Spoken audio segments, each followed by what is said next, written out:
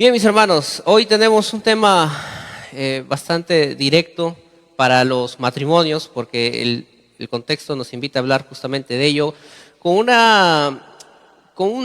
área dentro de la vida matrimonial muy importante que a veces se pasa por alto. Generalmente entre los matrimonios priorizamos, como bien mencionaban los hermanos, y excelente, bien dicho, el área espiritual, el área laboral, el área ministerial también, cuando la familia, los padres más los hijos también sirven a Dios en la iglesia local. Eso está perfecto, pero a veces, mis hermanos, hay un área que se descuida bastante y es el área financiero. El área de las finanzas es un área que se descuida mucho, y tengo un dato muy importante que quiero yo mencionarles. Estaba revisando algunas estadísticas dadas por el INEI, mis hermanos. Las más actuales que he podido encontrar son del año 2023. Del año pasado todavía están ahí haciendo el recuento. Pero este dato que yo voy a mencionar, a mí personalmente me alarmó mucho, y sobre todo por las tres principales razones que causan justamente esto. Y estamos hablando del divorcio. Si bien es cierto acá todos estamos, bueno, hay varios matrimonios, todos están casados, pero hay un dato muy importante.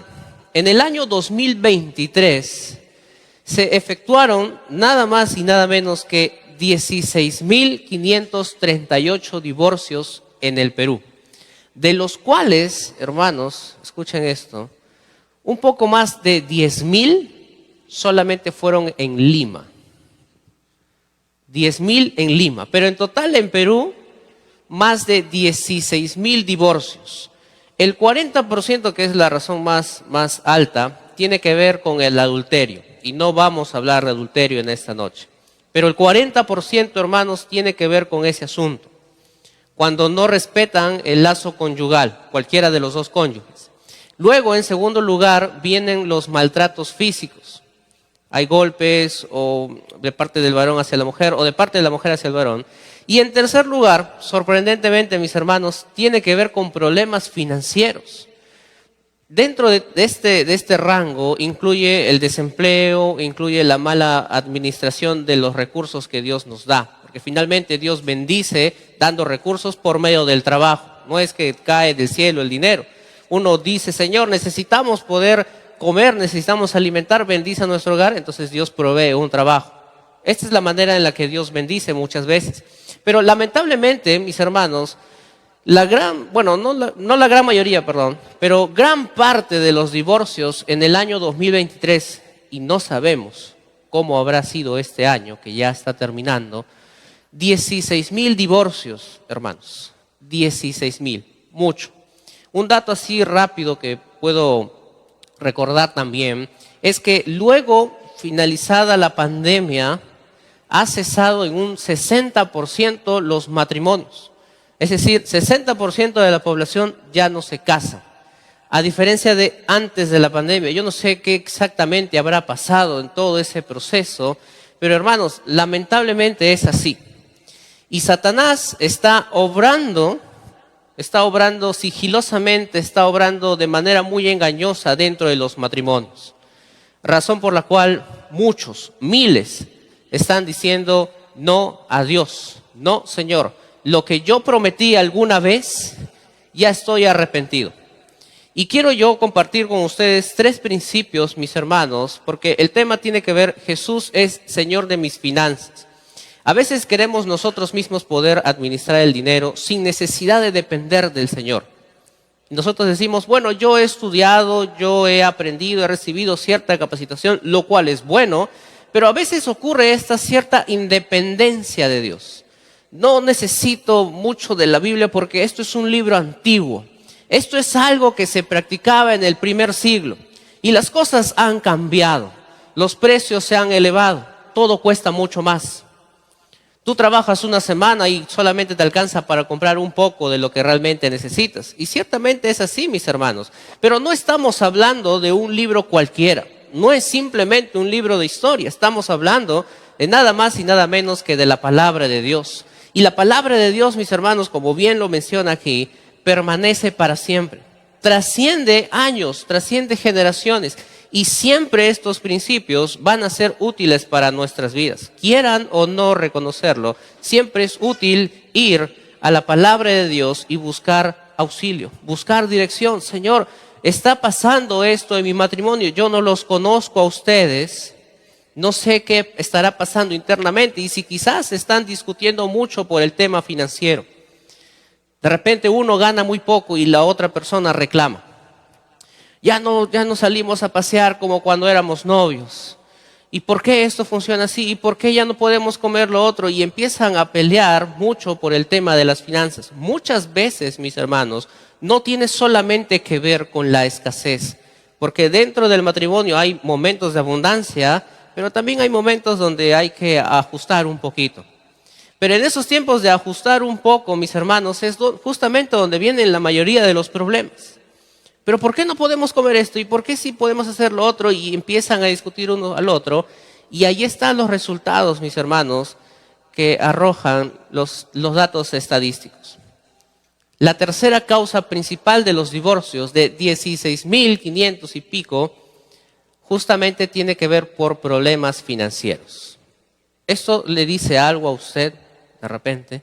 Sin tener que mencionar las dos primeras razones, que ya nosotros lo sabemos de memoria. Pero nos dice mucho, hermanos. También es necesario mencionar que dentro de estos datos estadísticos se encuentran matrimonios cristianos. Los matrimonios cristianos no están exonerados de participar de estas encuestas. Y todos los datos, todos los registros están ahí. He revisado uno por uno, hermanos, todos los gráficos, cada uno de los números, y es preocupante. Yo me alarmé mucho cuando vi estos datos. Y quiero compartir esto, pero antes vamos a orar, vamos a pedir dirección, que nos guíen esta noche con su palabra. Oramos, mis hermanos. Señor amado, te rogamos tu dirección, rogamos tu guía, a que nos ayudes a entender tu palabra como realmente tú quieres que así sea. Te lo pedimos en el nombre del Señor Jesús. Amén. Busquen, mis hermanos, Filipenses capítulo 4, verso 10, y vamos a dar lectura en adelante. Filipenses capítulo 4, versículo 10.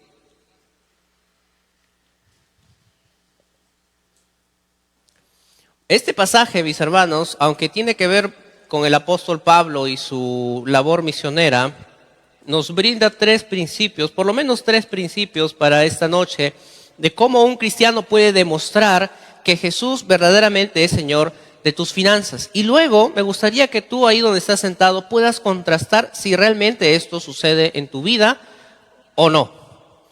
Si la respuesta es no, al final de esta enseñanza, hermano, me doy cuenta por la Biblia de que ninguno de estos principios lo estoy aplicando en mi matrimonio, razón por la cual muchas veces llegamos a agredirnos de palabra con mi cónyuge. Es momento de tomar decisiones porque no podemos seguir igual. Lo primero que vamos a dar una lectura rápida desde el verso 10 al 20 y luego hacemos lo que venimos a hacer en esta noche. Dice el verso 10. En gran manera me gocé en el Señor de que ya al fin habéis revivido vuestro cuidado de mí, de lo cual también estabais solícitos, pero os faltaba la oportunidad. No lo digo porque tenga escasez, pues he aprendido a contentarme cualquiera que sea mi situación. Sé vivir humildemente y sé tener abundancia. En todo y por todo estoy enseñado, así para estar saciado como para tener hambre, así para tener abundancia como para padecer necesidad. Todo lo puedo en Cristo que me fortalece. Sin embargo, bien hicisteis en participar conmigo en mi tribulación. Y sabéis también vosotros, oh filipenses, que al principio de la predicación del Evangelio, cuando partí de Macedonia, ninguna iglesia participó conmigo en razón de dar y recibir, sino vosotros solos. Pues aún a Tesalónica me enviasteis una y otra vez para mis necesidades. No es que busque dádivas, sino que busco fruto que abunde en vuestra cuenta. Pero todo lo he recibido y tengo abundancia. Estoy lleno, habiendo recibido de Epafrodito lo que enviasteis, olor fragante, sacrificio acepto, agradable a Dios. Mi Dios pues suplirá todo lo que os falta conforme a sus riquezas en gloria en Cristo Jesús. Al Dios y Padre nuestro sea gloria por los siglos. Amén. Mis hermanos, el primer principio que vamos a ver tiene que ver con recibir con contentamiento la provisión de Dios. Eso es lo primero que usted tiene que tener en cuenta en su matrimonio. Aprenda usted a estar contento con lo que Dios le da. Sea mucho, hay veces que hay mucho, hay abundancia. Y también cuando hay escasez. Dice el verso 10 en adelante: en gran manera me gocé en el Señor de que ya al fin habéis revivido vuestro cuidado de mí, de lo cual también estabais solícitos, pero os faltaba la oportunidad. Verso 11. No lo digo porque tenga escasez, pues he aprendido a contentarme cualquiera que sea mi situación. Muchas veces, hermanos, se confunde el contentamiento con el conformismo. Uno podría pensar, bueno, Pablo se contentaba, era un conformista, él solamente vivía de las ofrendas misioneras. Hermanos, esto es mentira, porque la Biblia nos dice en Hechos de que Pablo también trabajaba. ¿Cuál era su trabajo? ¿Cuál era su oficio? ¿Alguien sabe? ¿Alguien me puede decir? Exactamente, hacía tiendas de campaña. Muchas veces ahí las personas se refugiaban, buscaban un lugar donde abrigarse, o a veces pasar la noche también. Pablo trabajaba de eso, hermanos. Vivía de eso, ganaba y tenía su sustento para sus propias necesidades. Pero, ¿cuál era la realidad misionera del apóstol Pablo? Que a veces no había que hacer carpas.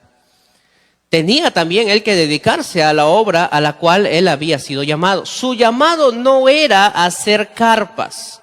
Su llamado era predicar el evangelio. Como matrimonios también tenemos un llamado. Nuestro llamado es dar la gloria a Dios. Y dentro de dar la gloria a Dios implica muchas veces con las finanzas. ¿Por qué, mis hermanos? Escuchen bien esto. La manera en cómo cada uno administra sus recursos revela nuestra condición espiritual. Cuando uno tiene abundancia y empieza a despilfarrar, ahí está lo que estás manifestando. Estás dando un mensaje de cómo está tu corazón delante de Dios. Cuando uno reniega, cuando hay escasez, también revela lo que hay dentro de tu corazón. Hay ego, hay orgullo, hay un poco de amargura contra Dios porque no tienes lo que quisieras. Pero Pablo, mis hermanos, había aprendido a contentarse, como dice el verso 11, cualquiera que sea su situación. Y Pablo, mis hermanos, había conocido, había experimentado, no solamente le habían contado, sino que por experiencia propia, él había aprendido a pasar necesidad, como también a tener abundancia. La pregunta que yo les hago en esa noche, mis hermanos, ¿de qué manera cada uno de nosotros administramos nuestras finanzas? ¿En qué invertimos nuestras finanzas? Cuando recibe un sueldo, usted que trabaja, que se esfuerza todo el mes, ¿qué hace con ese dinero? ¿Lo sabe administrar? ¿Tiene algún método? Quizás no es mi intención darles métodos en esta noche, sino más bien predicar solamente lo que la Biblia dice. Pero ¿qué hace usted con el dinero? Quizás llega un mes y no llega el dinero esperado. Hay menos. ¿Cuál es su reacción? ¿Reniega con Dios? Tal vez no reniega, quizás solamente se preocupa de más. Está pensando, llega un momento donde ya no quiere hablar, está serio, pensativo, y empieza a hacer cuentas en la cabeza y dice, ya si gasto mañana esto, me alcanza para aquello y así y así, y empiezas a hacer cuentas porque lo que está pasando ahí y lo que está revelando tu corazón es que no dependes de Dios, estás dependiendo de ti mismo y estás preocupado, estás pensativo, ya no tienes el deseo de orar, te acuestas, no hablas con tu cónyuge. Pero no pelearon entre ustedes dos. ¿Te das cuenta que no necesariamente el asunto aquí, el problema era netamente ministerial o laboral o de la familia, sino que tenía que ver con un asunto de tu propio corazón en cuanto a las finanzas? Pablo justamente había hablado de esto, justamente de la paz. Versículos anteriores, versículo 6 dice lo siguiente: por nada estéis afanosos, si no sean conocidas vuestras peticiones delante de Dios en toda oración y ruego con acción de gracias, y muchas veces eso es lo que nos falta para entender el contentamiento. Uno aprende a contentarse cuando da gracias. Como dice Pablo en el versículo 11, cualquiera que sea mi situación.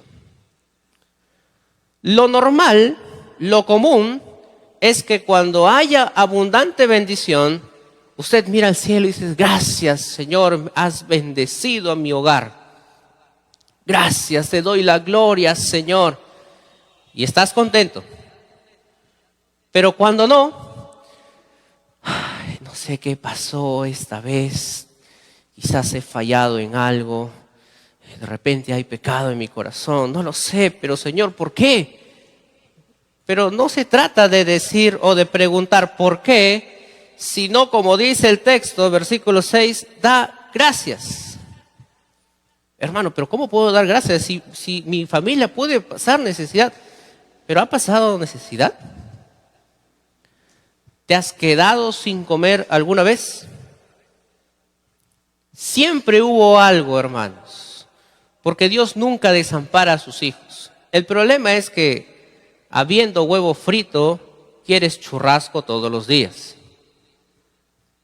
¿No es cierto?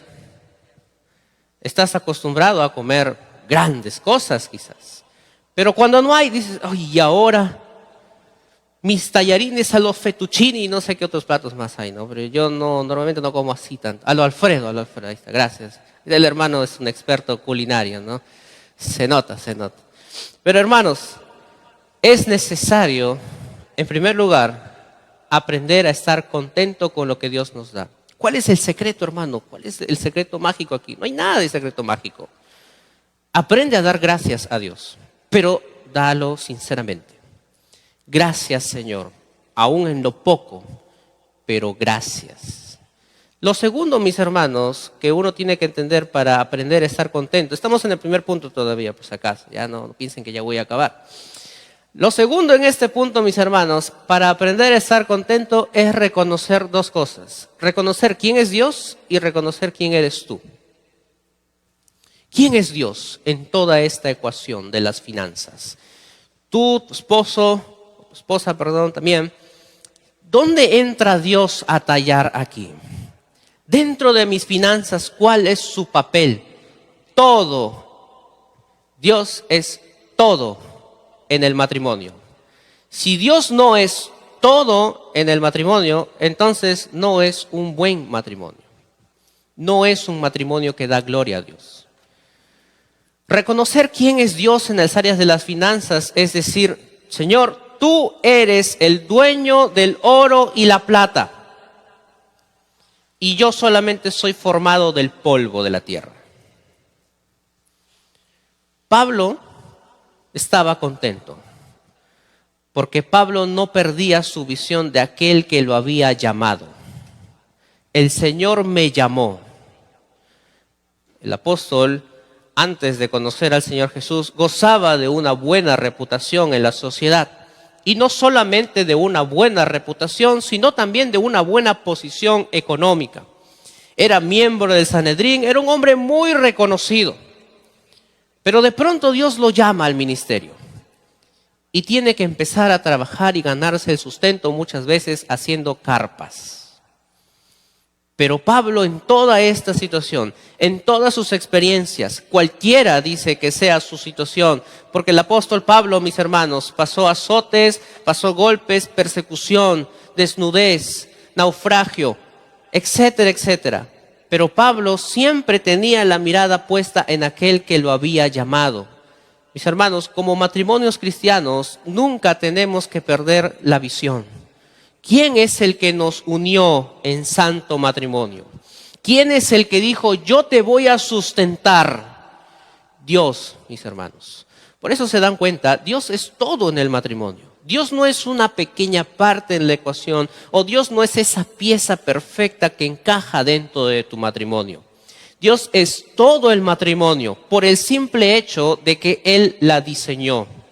Él la pensó, Él la creó. Y tú eres partícipe de ello. Solamente somos participantes de su gracia, de su obra. Y Dios es quien nos provee, Dios es quien nos sustenta. Nunca se ha visto, dice su palabra, a un justo desamparado. Nunca, hermanos. Jamás. La Biblia no puede mentir, no miente. Si dice así, que nunca se ha visto a un justo desamparado, es que nunca se ha visto a un justo desamparado. Nunca. Y yo sé que tú estás sentado ahí y puedes dar fe de eso. Quizás las veces que tú te has sentido desamparado es muy diferente a decir que realmente Dios lo hizo. Que Dios no lo hizo. Puedes creer muchas veces que es así, pero no lo es. Y esto es lo primero, mis hermanos. Busquen 1 Timoteo capítulo 6, versos 6 al 8.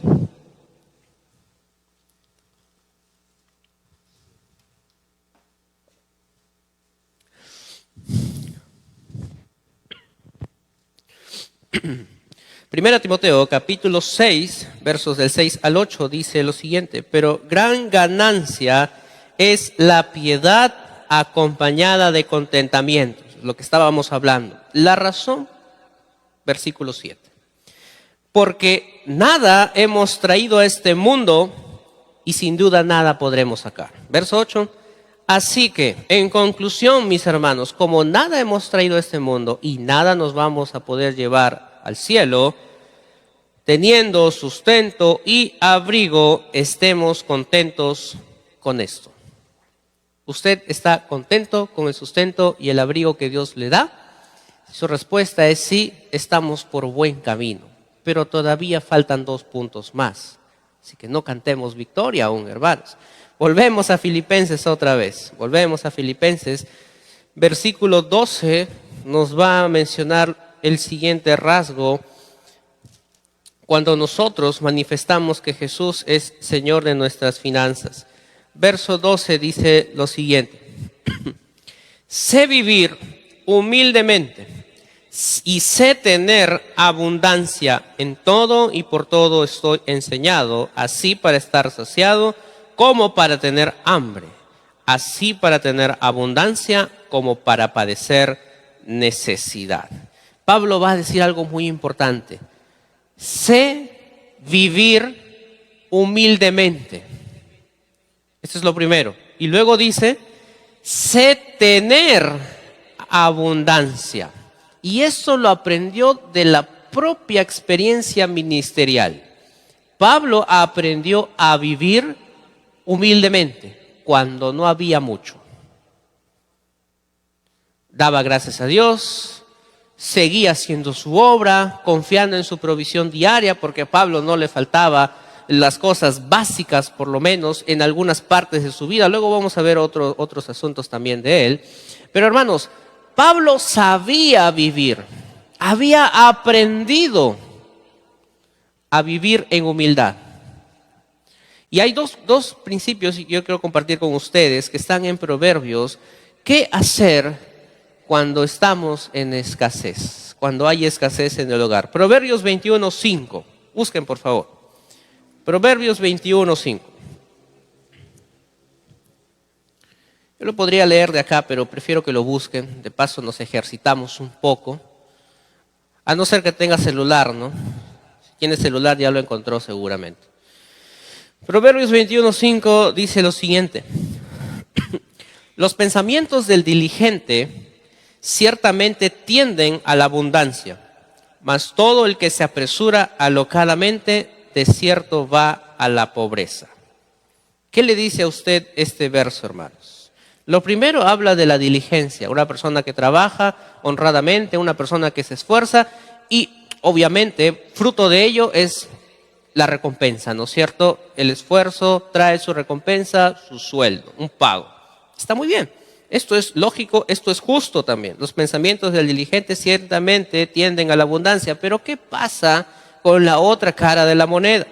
Mas todo el que se apresura alocadamente, de cierto va a la pobreza.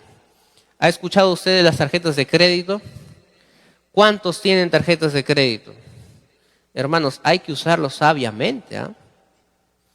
porque a veces gastamos dinero que no hay todavía en el bolsillo. Para eso justamente sirve la tarjeta de crédito, pues hermanos. No tienes el dinero en ese momento. Bueno, sacamos tarjeta de crédito. ¿Pero tienes con qué pagar después? O quizás estás pensando apresuradamente. Estás gastando más de lo que ganas, quizás. ¿Tú crees que eso es correcto delante de Dios? Para nada, hermanos. La Biblia es clara y está diciendo, por un lado, hablando del diligente, aquel que es prudente para administrar sus finanzas. Justamente tiene que ver este punto 2. ¿Cómo manifestamos que Jesús es el Señor de nuestras finanzas? Cuando administramos bien la provisión que Él nos da. ¿Qué tan buen administrador de los recursos que Dios les da se considera usted? En una escala del 1 al 10. El 10 es el mayor, ¿ya? El 10 ya es perfecto prácticamente. ¿Qué tan buen administrador se considera usted? De repente dice, bueno, pues ya mañana será un nuevo día, hoy día ya tiramos todo por la ventana, pues, ¿no? Por ejemplo, hay casos, y ciertamente hay casos, de personas que se casan y el primer día de casados están endeudados con una cuenta grandísima de dinero, porque querían la boda de ensueño. No tenían el dinero en ese momento, pero dijeron, no, uno se casa una sola vez en la vida, así que queremos hacerlo gigantesco. Nos casamos en el Parque de las Aguas, llamamos al alcalde que nos case y gastan un dineral. La chica quiere su trineo, caballo blanco. Hermanos, ¿cuánto? De repente usted se casaba en la municipalidad, no, perdón, en el Parque de las Aguas. Pero hermanos, eso es pensar, eso es actuar apresuradamente, alocadamente, no estás pensando bien. Y los datos estadísticos, estaba buscando otra fuente también, datos estadísticos mencionan de que hay un 60% de matrimonios que comienzan el primer día de casados con deudas. ¿Cómo puede ser, hermanos? Primer día te has casado, buenos días, amor, ¿qué tal despertaste? Muy bien, pero tenemos una cuenta grande que pagar. Así que fin de mes ya sabes, nos quedan 20 letras más. Hermano, qué dolor de cabeza. A mí no me gusta endeudarme por eso. Si no tengo, no tengo, pues. Espero un poco más. Nadie se ha muerto, sí o no, de no comprarse algún artefacto o algo, algún tipo de electrodoméstico. No pasa nada, hermanos. Hay que pensar las cosas de manera prudente. Proverbios capítulo 6. También retrocediendo un poquito, Proverbios capítulo 6. Perdón, Proverbios 3. Proverbios 3, hermanos. Proverbios 3, verso...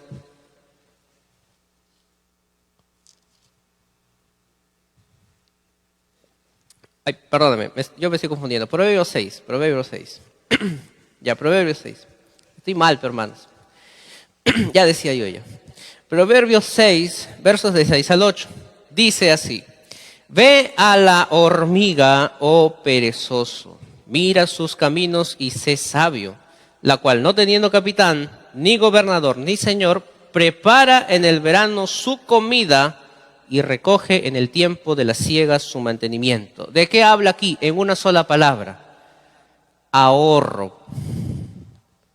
Del ahorro, hermanos. Tiene que ahorrar. Si quiere ejecutar alguna inversión más adelante, hay que ahorrar, pues. Tiene que juntar su dinero, poco a poco, con calma, con paciencia. Dios provee, recuerde usted, no piense alocadamente. Sea como la hormiga. Trabaja diligentemente, se esfuerza, llega un momento donde el fruto de ese trabajo se ve. Pero tenemos que ser pacientes. Aprender a ahorrar, mis hermanos, requiere paciencia. Y requiere algo muy importante que muchos no tienen. Dominio propio. Dominio propio, hermanos. Porque uno dice, ya junté y empieza a temblar los dedos un poco más. Pareciera que te está dando Parkinson, ¿no es cierto? Estás ahí temblando porque quieres usar ese dinero y quieres ya ver los frutos de tu trabajo. Espera, ten dominio propio. Ora a Dios, Señor, ayúdame a controlar mis manos, a no usar y pensar alocadamente este dinero. Si ya ese dinero tiene un fin, firme hasta el final, hermanos, con ese propósito. Si usted quiere construir una casa, por ejemplo, desde cero, tiene que ahorrar. Pues. Tiene que juntar, no va a decir, uy, no voy a llegar de acá a 20 años, ya no hacemos nada. Pues. No, siga firme usted, persevere, tenga dominio propio, aprenda a esperar también en este proceso. Esto es en cuanto a la escasez. Uno aprende a administrar bien su dinero en la escasez, pero también vienen los problemas cuando hay abundancia. Cuando hay más, es más difícil todavía. ¿Pero por qué más difícil, hermano? Si está la bendición de Dios. Es que ¿sabes cuál es el problema? Cuando hay abundancia, que empiezan a salir ciertos rasgos de tu ego, de tu independencia de Dios. Ya tengo, yo puedo solventar todos los gastos. No paso necesidad. ¿Cuándo he pasado necesidad? Nunca. Todo se puede. Cuando hay abundancia, sale a relucir mucho más tu autopercepción de que tú lo puedes todo y que no necesitas del Señor. Dice la Biblia, 1 Timoteo, vamos otra vez un salto grande al Nuevo Testamento, 1 Timoteo capítulo 6, verso 17 al 19. 1 Timoteo 6, verso 17 al 19.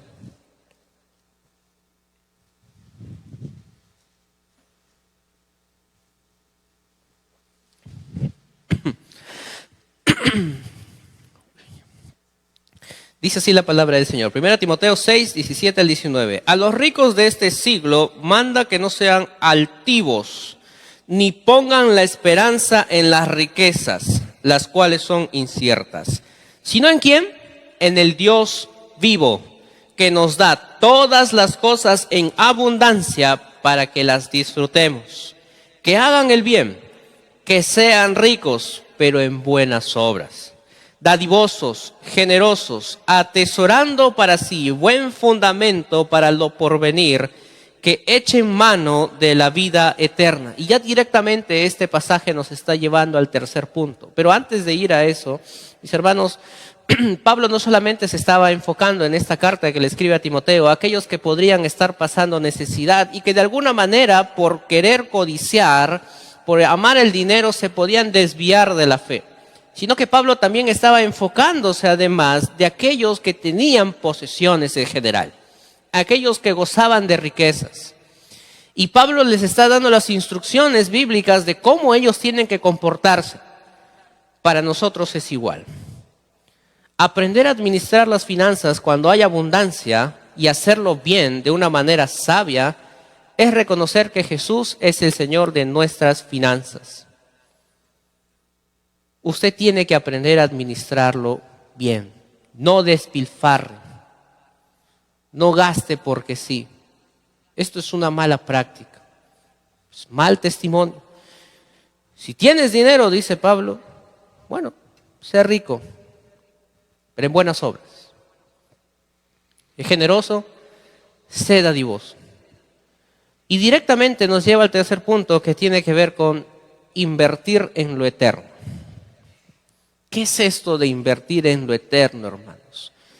Tiene que ver con invertir no en cosas netamente materiales, sino espirituales. ¿Cómo es esto? Bueno, vamos otra vez a Filipenses, retrocedamos. El verso 17 nos va a decir lo siguiente. Filipenses 4, 17. Y ya voy terminando, hermanos, ya voy terminando. Filipenses 4, 17 dice lo siguiente.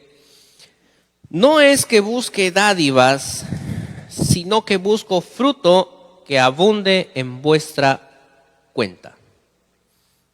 Ahí está. Muchos lo usan falsamente, engañan diciendo, bueno, pues da al Señor y te va a recompensar también a ti en lo material. Pero esto no está hablando aquí Pablo. La Biblia no enseña eso. Eso es actuar por conveniencia. ¿Y tú crees que Dios se va a dejar engañar? No, pues hermanos. Dios sabe directamente cuál es tu intención, cuál es tu motivación al momento de dar en acto de fidelidad. Si tu intención es, Señor, estoy dando para el avance de tu obra y luego tú bendíceme, Señor, por favor, multiplícame ese número por 3 ceros más. Hermanos, a Dios no actúa así. Dios no actúa así. A Dios no le place ese tipo de adoración. Pablo está diciendo, yo no estoy buscando dádivas. En ningún momento Pablo les está diciendo a los filipenses, o en las cartas que nosotros leemos que Pablo escribe, en ninguna parte, mis hermanos, Pablo pide ofrendas. Pablo no pide. No hay un texto que diga, yo quiero, yo necesito, yo estoy pidiendo. No hay. Recuerden lo primero que dijimos, Pablo tenía su mirada puesta en aquel que lo llamó. Y cuando no había ofrendas, como en el caso de los filipenses, durante un tiempo no recibió ofrendas misioneras porque no hubo oportunidad. Bueno, Pablo hacía tiendas, trabajaba, estaba contento. Señor, gracias, listo, hay trabajo, qué bueno, puede sustentarme por medio de esto. Y cuando Pablo está tratando este tema, finalmente va a decir, yo no estoy buscando dádivas, hermanos, no estoy buscando su dinero. No se trata finalmente de esto. No lo hago por mí. Yo estoy contento como estoy. Pablo dice lo siguiente, lo que yo estoy buscando es fruto que abunde en vuestra cuenta. Que Dios bendiga su fidelidad. Y Dios bendice nuestra fidelidad, a pesar de que somos infieles. Pero mis hermanos, humanamente hablando, la realidad es que cuando no somos fieles al Señor, no se puede avanzar en todas las cosas y proyectos que uno quisiese hacer en la obra. Unos prefieren invertir grandes cantidades en asuntos terrenales, lo cual no está mal. Se esfuerzan, ahorran, y esto estamos viendo a lo largo de la Biblia. Esto es bueno. Está bien, para eso ha trabajado. Y dice Pablo a Timoteo, le decía, para que la disfrutes tú, porque es el fruto de tu esfuerzo. Y estás feliz de invertir en algo material. Perfecto. Pero cuando se trata de la obra del Señor, tiendes a cuestionar quizás. ¿Pero por qué? A ver, que me enseñen paso a paso cómo están haciendo. Pero que oren a Dios. Les falta fe a los siervos. Dios no necesita tu dinero, ciertamente. Pero, hermanos, nuestro deber como cristianos es ser fieles en todo. Y así como tú eres fiel en tu casa, leyendo la Biblia con tu esposa, con tus hijos, perfecto. Como eres fiel también en los ministerios que tú participas. Perfecto, un 20 para ti. Pero quizás hay otras áreas de tu vida que aún falta arreglar. Y no estamos condicionando a nada. Mi intención nunca fue hablar de dinero, sino de lo que pasa en tu corazón. ¿Qué hay en tu corazón? Cuando Dios te da mucho, o cuando Dios da a veces menos de lo que estás acostumbrado a recibir, ¿qué es lo que manifiesta tu corazón ante Él? ¿Sigues siendo fiel a Dios a pesar de la escasez? ¿O solamente eres fiel a Dios cuando tienes mucho? Cuando tienes poco dices, este mes, lo siento, Señor, no puedo, por tal y tal razón. ¿Tú crees que eso es correcto delante de Dios? Definitivamente no. Y aunque Él permanece fiel a pesar de muchas veces nuestra falta de fidelidad, mis hermanos, algo muy cierto que Pablo menciona y lo vuelvo a leer, fruto que abunde en vuestra cuenta. Que tu prioridad no sea el goce aquí en la tierra, porque acá estamos de pasada nada más. Y Dios seguramente, si le place, permitirá que vivas unos muchos años más. Pero después pasarás toda la eternidad en su presencia. Pero durante el tiempo que estuviste aquí, ¿cómo tú administraste las provisiones de Dios? ¿Cómo lo hiciste? ¿Qué revela tu corazón? Estás sentado escuchando y estás autoexaminándote probablemente. ¿A qué conclusiones llegas? ¿Cuáles son tus propias conclusiones? La conclusión bíblica es simple, hermanos. Uno aprende a estar contento cuando reconoce quién es Dios y quiénes somos nosotros. Aprendemos a estar contentos con lo que Dios nos da, a veces mucho, a veces poco. Pero tu conclusión de tu propio corazón, ¿cuál es? ¿Qué estás pensando hacer? ¿Has mostrado fidelidad a Dios en esta área de tu vida? ¿O hace mucho tiempo ya lo has dado al abandono? ¿Qué le puedes decir a Dios? No es algo que rendir cuentas al hombre. No se trata de arrodillarse ahí y decir, Señor, perdón, y gritar.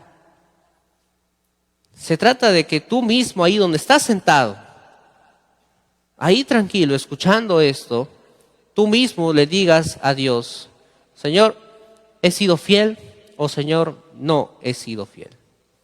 ¿Qué le dirás tú a Dios? Yo no puedo hacer conclusiones por ti. Nadie lo puede hacer. Solamente tú mismo. Solamente Dios y tú conoces lo que hay dentro de tu propio corazón. Pero mis hermanos, finalmente pregunto yo, ¿es Jesús el Señor de tus finanzas? ¿O eres tú tu propio Señor? Pónganse de pie, mis hermanos. Vamos a orar. Señor amado, nos acercamos a tu presencia. Cada uno reconociendo nuestra condición espiritual. Hemos visto que a pesar de dar mucha prioridad al ministerio, a la familia, a lo laboral, a veces en el área de las finanzas hemos querido mostrar independencia de ti. Nosotros mismos hacerlo, bajo nuestro propio criterio, bajo nuestra propia sabiduría, priorizando los aspectos materiales, terrenales, que finalmente perecen y descuidando lo eterno. No es que alguien esté buscando dádivas, no es que uno busque enriquecerse, no se trata de eso. Y aquellos que buscan hacerlo, Señor, darán cuentas a ti. Pero nuestro deber delante de ti, Señor, es ser fieles. Es tener una visión celestial, una visión eterna. Porque de aquí, Señor, nada nos vamos a llevar. Y el tiempo que estemos aquí, haremos una que otra cosa.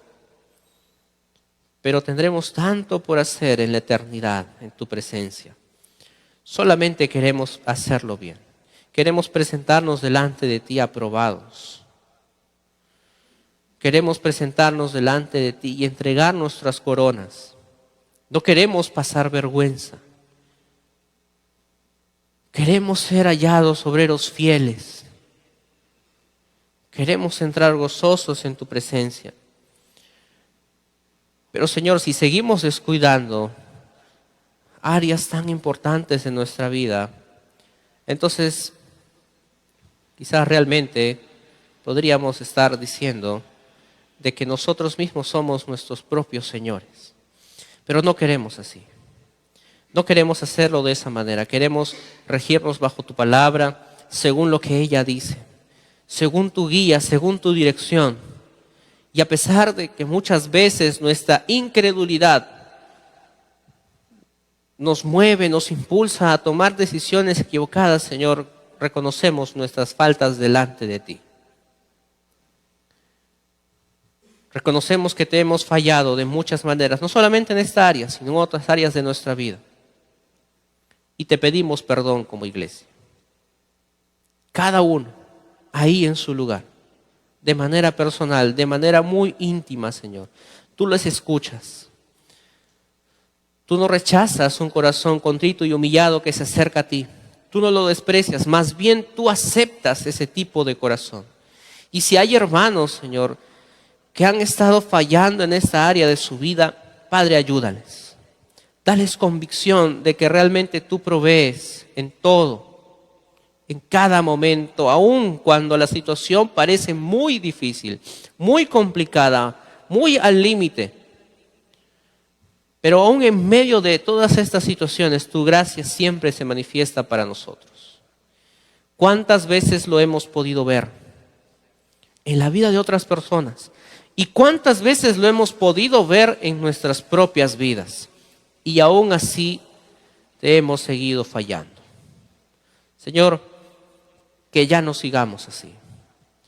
Danos firmeza para ser buenos administradores de las provisiones que tú nos das. Danos fe, pon paz en nuestro corazón para aprender a agradecer aún en medio de la escasez. Y sigue obrando, Señor, en tu iglesia. Que sigamos creciendo en unidad, en el conocimiento de tu palabra, que nuestra fe siga creciendo aún más. Que cuando seamos tentados a socorrer, a buscar socorro en otras personas, y no en ti, Señor, que tu Espíritu Santo nos convenza, que nos haga recordar de que solamente en ti podemos encontrar auxilio y oportuno socorro. Dios mío, te doy gracias por mis hermanos aquí presentes. Gracias por las decisiones que ellos están tomando como matrimonios, porque ya no son dos, son uno. Y Señor, si muchos de ellos han estado pasando por problemas, por discusiones, por muchos pleitos, fruto de la mala administración de las finanzas, Señor, que haya perdón, que haya reconciliación y que haya gracia el uno para el otro. Que como matrimonios aprendamos siempre a ser fieles en todo, no solamente en este ámbito de la vida, sino en todo en general, Señor. Que demos gloria a tu nombre. Oramos así, en el nombre de Jesús. Amén. Bendiciones, hermanos.